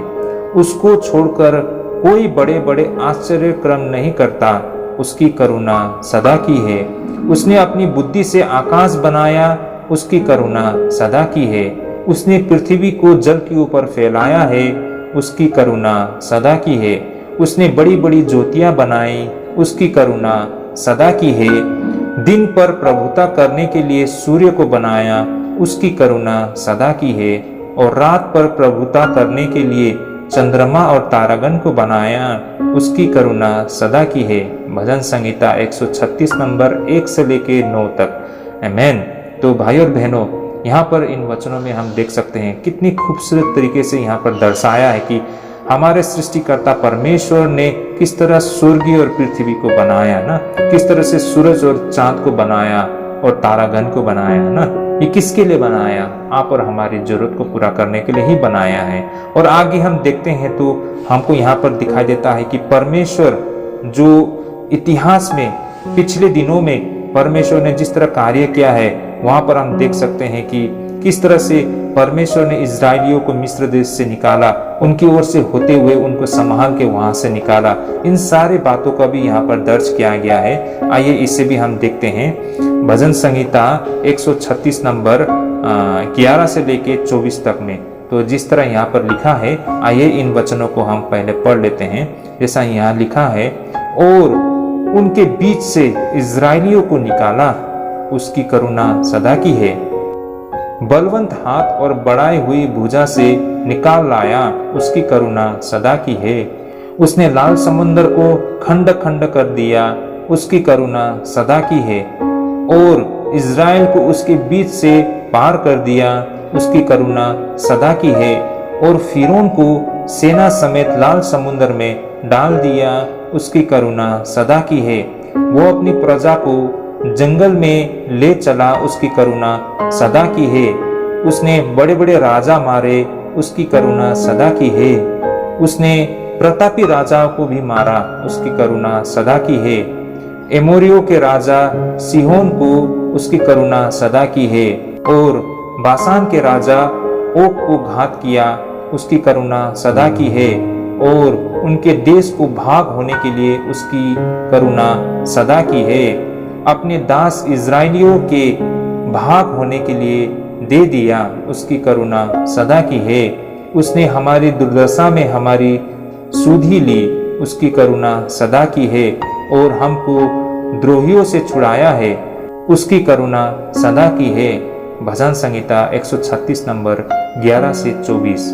आमेन। भाई और बहनों, यहाँ पर कितनी खूबसूरत तरीके से भजन संहिता में ये दर्शाया है कि किस तरह परमेश्वर ने पिछले दिनों में इजरायलियों के साथ में किस तरह कार्य किया ना, किस तरह से उन्हें फिर उनके हाथों से होते हुए उन्हें निकाला ना, किस तरह से इजरायलियों को मार्गदर्शन किया और जंगल की राहों में होते हुए उन्हें दूध और महा बहाते हुए देश में ला पहुंचाया। तो भाई और बहनों, इन सारी चीजों में हम देख सकते हैं कि किस तरह परमेश्वर ने इजरायलियों को देखभाल किया है ना, उन्हें किसी भी चीज में कमी नहीं रखा है। और अंत में हम देख सकते हैं कि परमेश्वर किस तरह लोगों के शारीरिक जरूरत को पूरा करने के लिए उन्हें अन्न देते हैं ना। और इसके बारे में भी यहाँ पर दर्ज किया गया है भजन संहिता 136 नंबर 25 में। आइए हम इन वचनों को भी यहाँ पर पढ़ते हैं। जैसा यहाँ लिखा है भजन संहिता 136:25 में, वह सब प्राणियों को आहार देता है, उसकी करुणा सदा की है। आमेन। तो भाई और बहनों, हम यहाँ पर वचन में स्पष्ट देख सकते हैं कि परमेश्वर जिन्होंने हर चीज का सृष्टि किया है, हर चीज का उन्होंने देखभाल करता है और जिन्होंने लोगों को अपनी भूख को मिटाने के लिए उन्होंने उनको अन्न दिया है। भाई और बहनों, अब इसे हम इस तरह देख सकते हैं कि आज प्रभु हम मनुष्य को जीवित रखने के लिए हमारे लिए वो अन्न की व्यवस्था करते हैं। सिर्फ मनुष्य नहीं, मनुष्य से लेकर उन सारे जानवर लोगों को तक के भी उनकी जरूरत को पूरा करने के लिए प्रभु प्रतिदिन हर चीज को वो अरेंज करते हैं ना। तो इससे ये साबित होता है कि ये जो कुछ प्रभु कर रहे हैं ये भी उस महान कार्य से किसी भी हालत में कम नहीं है। मेरा कहने का मतलब, परमेश्वर ने जिस तरह सारे विश्व का सृष्टि किया ना, परमेश्वर ने किस तरह इजराइलियों को मिस्र से निकाल के लेके आया, तो उन सारी चीजों को देखे तो उससे ये भी कम नहीं है कि आज तक हम सभी को हर पल हर समय वो हमारी जरूरत को पूरा करते हैं। सिर्फ हमारे अन्न नहीं, हमारे लिए सांस लेने के लिए हर वो ऑक्सीजन ना, हवा का भी वो अरेंजमेंट करते हैं। मान लीजिए 1 सेकेंड हमको ऑक्सीजन न मिले, हम मनुष्य तुरंत वहीं खत्म हो जाते हैं। आप लोग ने देखा होगा इस कोरोना के दौर पे ना, लोगों को ऑक्सीजन की कमी से लोग मर गए, दम घुट के वो लोग मर गए। देखिए ऑक्सीजन कितना मायने रखता है। शायद इससे पहले हम ये जो सांस ले रहे हैं हमको एहसास भी नहीं हो रहा है कि ये सांस जो ऑक्सीजन है, ये ऑक्सीजन हमको इतना मामूली लगता है कि इसका वैल्यू हमको पता नहीं है ना। लेकिन 1 सेकेंड के लिए ऑक्सीजन रुक जाए तो हम मर जाते हैं। तुम देखिए भाइयों, परमेश्वर ने हम मनुष्य को जीवित रहने के लिए छोटी से छोटी चीज का अरेंजमेंट करके रखा है ना, हर चीज का उसने मतलब प्रबंधन करके रखा है। तो जिस तरह से एक चिड़िया को परमेश्वर देखभाल कर सकता है, तो अवश्य ही आप और हम तो परमेश्वर का निकट बहुत मायने रखता है ना भाई और बहनों। तो इन बातों को हमें यहाँ पर समझने की आवश्यकता है। तो परमेश्वर का प्रेम सिर्फ हम उन बड़े बड़े कार्यों में नहीं दिखाई देता है, वास्तव में परमेश्वर का प्रेम हमारे प्रतिदिन के जीवन में भी दिखाई देता है ना। हम सांस ले रहे हैं, हम सो के सुबह उठते हैं, है ना, हमारा परिवार अब तक सब हालत में ठीक ठाक है, हम स्वस्थ हैं, हम कार्य कर सकते हैं, हम बोल सकते हैं, हम सांस ले सकते हैं। हमारे लिए अपने शरीर की भूख को मिटाने के लिए हमारे पास खाना का प्रभु ने अरेंजमेंट किया है, हमारे पास कपड़े हैं, हमारे पास जीविका चलाने के लिए साधन है, हमारा परिवार है। तो देखिए ये सारी चीज प्रभु ने हमारे लिए अरेंजमेंट किया। हमें लगता है कि ऑटोमेटिक हो गया ना, या फिर हमको लगता है कि हमने मेहनत की और ये सब चीज हमारे साथ में है। लेकिन अगर ये चीज ना हो हमारे पास में, हम जितना भी मेहनत करें, हम जितना भी कोशिश करें, तब भी हमारे पास ये सब चीज ना हो ना, तो हमको तब उस समय एहसास होता है कि वास्तव में ये सारी चीज अरेंज करने वाला, ये जो भी कुछ है मेरे पास, ये मेरे वजह से नहीं है, वास्तव में परमेश्वर इन सारी चीजों को पूरा करता है। इससे हमें महसूस होता है कि परमेश्वर हम सबकी जरूरत को पूरा करता है भाई और बहनों। तो अंत में ये जो वचन है हमारा, इस वचन से हम ये देख सकते हैं कि जैसा कि बोला है कि इसलिए डरो नहीं, तुम बहुत गौरियों से बढ़कर हो। तो इसलिए हमें इस बात की डर नहीं करना है कि हमारे साथ क्या होगा ना। देखिए भाई और बहनों, मत भूलिए परमेश्वर हमारे साथ है, वो हमारे जरूरत को जानता है।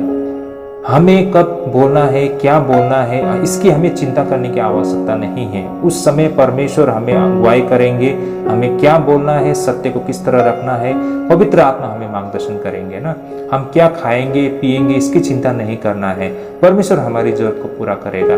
कल क्या होगा उसके लिए हमको चिंता नहीं करना है, आज हमको अपना कार्य करना है, कल का दिन कल देखा जाएगा ना, परमेश्वर कल पूरा करेंगे। तो हमें जितने भी हम वचन पढ़ते हैं उसको समझना और उसको अमल करना, ये आप और हमारे लिए यही तो परमेश्वर का आज्ञा पालन करने का मतलब है ना भाई और बहनों। वरना हम वचन पढ़ते रहेंगे, अर्थ को भी उस समय समझेंगे, लेकिन व्यवहारिक नहीं, उससे अभ्यास नहीं करते हैं, उसको पालन नहीं करते, उस पर भरोसा नहीं करते हैं, तो फिर हम वचन पढ़ने का क्या मतलब ना।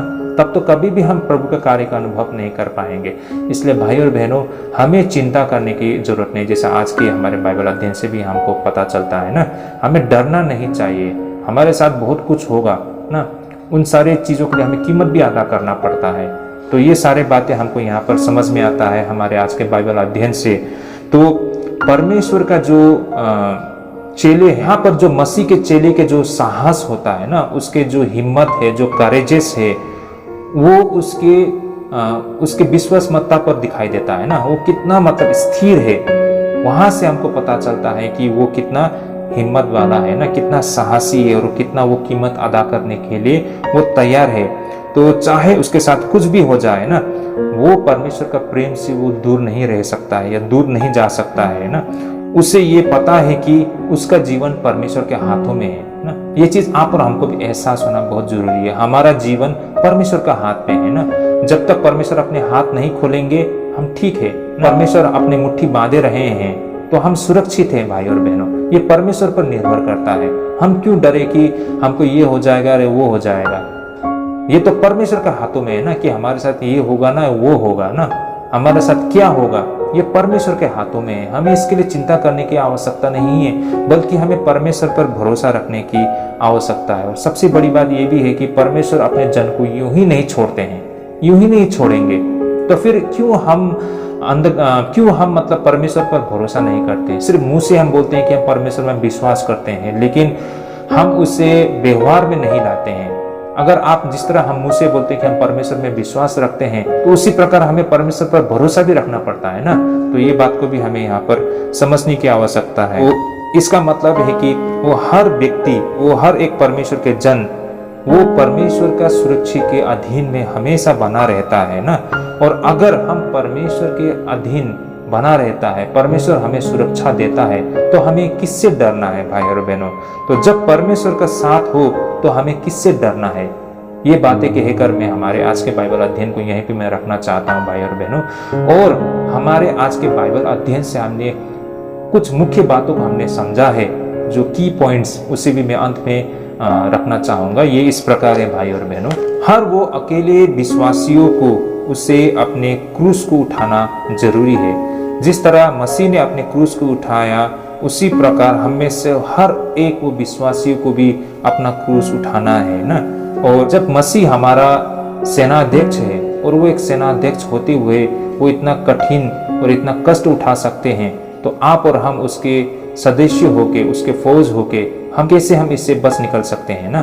तो हमको भी इसी मार्ग में होते हुए हमको भी जो कष्ट, जो तकलीफ मसीह ने सहा है, हमें भी उसे उठाना या उसे करना बहुत जरूरी है। ये बातें हमने यहाँ आज के बाइबल अध्ययन से हमने समझा है। दूसरी बात, और वो कोई भी व्यक्ति उस जीत के फल को साझा करने के लिए हकदार नहीं है अगर वो उस संघर्ष को साझा करने से इनकार करता है भाई और बहनों। अगर कोई व्यक्ति क्रूस उठाना नहीं चाहता है तो उसको ये भी अधिकार नहीं है कि क्रूस के द्वारा मसीह ने जो उद्धार दिया है मनुष्य जाति को, उस उद्धार को प्राप्त करने का उसको कोई अधिकार नहीं है भाई और बहनों। तो उस क्रूस के द्वारा जो उद्धार को दिया है, उस उद्धार को हमें प्राप्त करने के लिए तो हमें उसके क्रूस को भी उठाने की हमें आवश्यकता है। तभी जाके हम उस उद्धार के लिए भी योग्य ठहरेंगे। ये हमारे बाइबल अध्ययन से दूसरी बात हमने समझा है। और तीसरी बातें मैं आप सभी से शेयर करता हूँ। तीसरी बात ये है कि हर वो व्यक्ति जो परमेश्वर से भय मानता है, वो किसी भी इंसान से भय नहीं मानता है ना, क्योंकि उसको पता है कि परमेश्वर उसके संग है और वो सत्य के संग है। तो उसे किससे डरना है। जब परमेश्वर उसका रखवाला है, जब परमेश्वर उसे देखभाल करता है, तो उसे किसी से डरने की आवश्यकता नहीं है ना। जो सत्य के साथ है वो किसी से डरता नहीं है। जो झूठ के साथ होता है वही व्यक्ति डरता है ना। तो वही कारण है, परमेश्वर सत्य है, तो जो परमेश्वर से डरता है तो वो किसी से नहीं डरता है। ये बात हमने आज के बाइबल अध्ययन से समझा है। और इसके साथ ही अंत में, अगर कोई व्यक्ति अपने आराम और अपनी खुशी के लिए ईमानदारी के साथ वो समझौता करता है, तो उसके लिए हर वो द्वार बंद हो जाता है ना। और इस वजह से वो न अपने आप को सामना कर पाएगा, ना तो परमेश्वर सामना कर पाएगा। और यही कारण होता है उसका शरीर और आत्मा दोनों नष्ट होने का। तो शरीर का नष्ट होना बड़ी बात नहीं है, लेकिन आत्मा को भी नष्ट होना ये सबसे भयानक बातें हैं भाई और बहनों। और ये तभी होता है जब हम परमेश्वर के प्रति निष्ठाहीन होते हैं, है ना। जब हम स्वर्गीय आज्ञा को तोड़ते हैं, जब हम उस पवित्रता के ऊपर दाग लगा देते हैं और हम समझौता कर बैठते हैं, तो हम शरीर से सिर्फ नहीं बल्कि आत्मा से भी हम नष्ट हो जाते हैं। तो ये हमें समझने की आवश्यकता है कि हमें इस बात का हमेशा ये भय होना चाहिए कि कहीं हम परमेश्वर की इस पवित्रता के ऊपर हम दाग ना लगा बैठे, या फिर हम कहीं परमेश्वर की वो स्वर्गीय आज्ञा को उल्लंघन ना कर बैठे। तो ये रही हमारी आज की बाइबल अध्ययन भाई और बहनों। और हमने आज बहुत कुछ सीखा और समझा है। मैं आशा करता हूँ हमारे आज के बाइबल अध्ययन के माध्यम से आपने काफ़ी कुछ सत्य को और इन वचन से संबंधित तथ्य और रहस्य को आपने समझा है। और मैं आप सभी से निवेदन करता हूँ कि कृपया इन सारे बाइबल अध्ययन के वीडियोस को आप लोग शेयर कीजिए अपने रिलेटिव्स, अपने फ्रेंड्स, अपने दोस्तों के बीच, ताकि उन तक भी ये सारे सत्य पहुंच सके। और भाई और बहनों, अधिक जानकारी के लिए और भी गहराई से अध्ययन करने के लिए आगे भी आप हम सभी के साथ जुड़े रहिए। और पिछले दिनों में हमने जो बाइबल अध्ययन की है उन सारे वीडियोस भी हमारे प्लेलिस्ट में हैं, वहां जाकर आप लोग वहां से भी आप देख पाएंगे। तो हम आज के लिए यहीं पर स्थगित करते हैं। प्रभु आप सबको अगुवाई करे, मार्गदर्शन करे, आप सभी को ढेरों आशीष करे। जय मसीह की।